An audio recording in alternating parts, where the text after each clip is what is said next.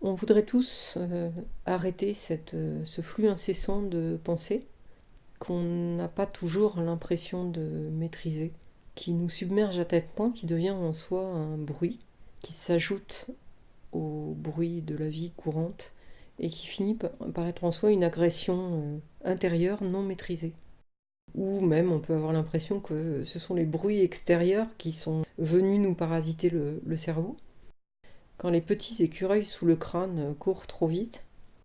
Alors le dessin c'est un outil, bien sûr, mais un outil extrêmement efficace, non pas pour évacuer complètement le bruit, mais je crois plutôt pour le mettre en mouvement et lui laisser l'occasion d'ainsi s'échapper, s'épuiser, on va dire. Le fait d'être focalisé sur une tâche permet à ton esprit de ne plus être centré sur lui-même.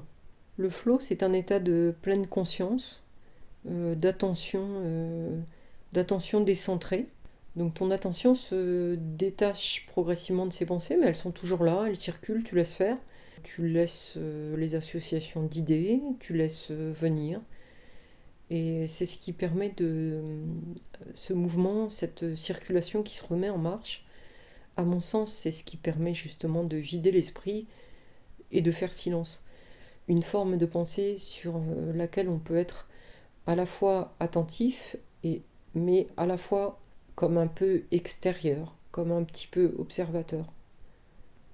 Le fait de se décentrer sur le geste très répétitif permet de lâcher prise et de laisser ce flux de pensée en fait circuler, puisque le geste évoque un petit peu un tel flux et l'accompagne à la fois dans une maîtrise, à la fois dans un lâcher prise. C'est un équilibre en fait.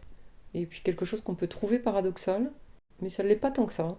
C'est vraiment un équilibre, un ordre des choses qui se met en place et il y a moyen d'entrer dans le réel de façon agréable. Et ces instants de connexion au réel sont en soi des ressources énergétiques.